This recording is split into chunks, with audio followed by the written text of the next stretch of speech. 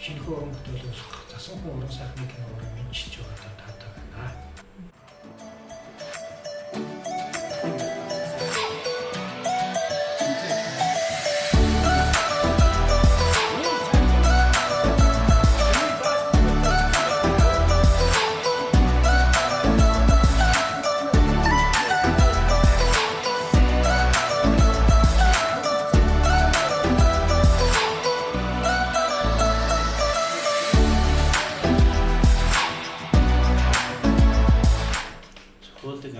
Хүлээж аваад уншаад нэг талаас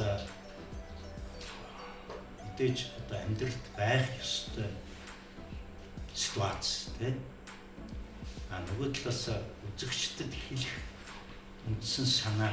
Ер нь энэ одоогийн нийгэмд бол эрчүүдийн энэ эрхийн тухай тийм эрчүүдийн энэ сэтгэл зүйн онцлогийн тухай бас сүүлийн үед аягүй их ярьж эхэлж байна. Энэ бол бүр зайлшгүй ярих ёстой зүйлийн нэг. Өнөөдрийн нийгэм ингээд хараад үзэхээр ерөөсөө эрчүүд болохгүй байгаа учраас энэ нийгмийн суурь нь өөрөө болохгүй. Эр хүн өөрөө ингээд сэтгэлийн эмзэглэлтэй, шаналтай дотгошоогоо энэ эмзэглэлүүдийг илэрхийлдэг. Энэ бугларсаараа тэсгэж гарахаараа нөгөө ихнэр хүүхдүүдээрээ гэр бүл дээр гэр бүлийн салалт гэдэг олон зүйлүүдийн шалтгаан эр хүн өөрөө болчихдог. Тэгэхээр эр хүний энэ эмзэглэлийг бид нар олж аваад эр хүний энэ эмзэглэлийг эр хүмүүст тулгамдаад байгаа энэ нийгмийн асуудлыг бид нар дуугаргаад эр хүний дотоод сэтгэлийг бид нар сонсоод ирэх юм бол энэ гэр бүлийн төлөвшил дээр бид нар олон давуу зүйлүүдийг харах боломжтой болдог. Монголчуудын уламжилт энэ нөгөө хүмүүжлийн арга барилд бол эр хүн байж чи өөрж болохгүй ч гэдэг юм уу те эр хүн байж чи хүчтэй байх ёстой гэж дандаа тэгж нөгөө нэг шахдаг те. Гэтэл хүн гэдэг чинь хүүсийн ялгартай болохоос сэтгэл зүйн үед бол нэг л зүйл байгаа шүү дээ. Тэд гойнглдаг, эрчүүд ойлгохыг хүсдэг те. Гэтэл нөгөө нэг уламжилт те чи эр хүн байж уйлж болохгүй гэдэг тийм шалтгаанд ороод нулимсаа дандаа цааш нь залгиж идэг те. Энэ нь өөрөө эргээд бас нөгөө хүний эрүүл мэндэд сөргөөр нөлөөлж идэг.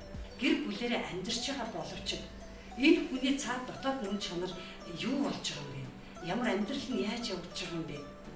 Юу сэтгэж байгаа юм бэ? Бие биенийхээ төлөө гэдэг энэ нандин сэтгэл гэр бүлийн дунд алдагдаад байгаа болов гэж бодогддог.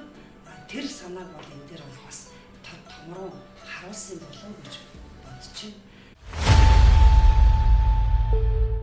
Батбаатар ах миний хувьд яг жүжигчнээс юу гарч чадах уу? Энэ хүнд өөр өшөө ямар боломж байна? Тэр бүгдийг ингэж бүр ингэж ухдаг юм шиг санагдав. Жүжигчдээс маш их юм шаардаж, шахаж гаргаж чаддаг. Яг л тэр аргыг мэдчихэж байгаа юм чинь. Маш олон жил тэрийг хэрэгжүүлсэн. Тэр жүжигчдээс энэ жүжигчнээс би юу шаардаж шахаж гаргаж болох вэ? Эннээс юу гаргаж болох вэ?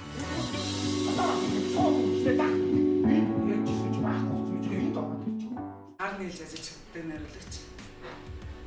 Одоо баг 3-4 уран бүтээл дээр хийж ажилласан байна.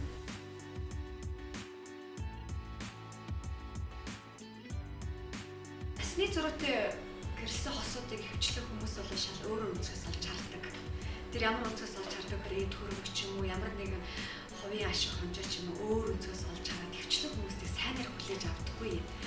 Энэ зохиол дээр энэ одоо миний тавлж исэн тоглосон энэ оройд бол үнэхээр хайр сэтгэл үнэхээр хайртай. Тэгээ манай киноны бас хамгийн одоо гол хэлэх нэг санаа байгаа.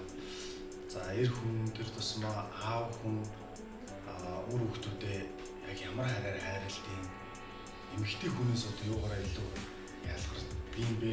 Хайр гэдэг эр хүний хайрыг яаж илэрдэг тэр тусмаа үр хүүхдүүдтэй яаж хайраа илэрхийлдэг вэ гэдэг талаар бас илүү хүндсэн байгаа. Тамаас бас уран бүтээлчдэр таатай бас хоёр кинонд ажилласан байгаа. Сүдрэг гэдэг чинь Sex Games гэдэг. Бас шалгал төлөөлж байгаа юм бас шинэлэг тийм Монголд бас хийж байгаагүй. Тийм учраас бас би бас ерөөхдөө бас тэр ажилласан кино маань бас ерөөхдөө бас миний хувьд шүү дээ залууны хувьд л жоо тийм зураг авалтын хувьд болж байгаа тийм. Магадгүй зарим үед нэг бас яг дөрмөөс бас гажууд бас тийм ээ зураг авалт хийх ерөөхдөө тийм шаардлага гарсан. Өөрийгөө бас илүү бас нээж хөгжүүлж өгсөн. Тийм учраас одоо энэ зассан ингээд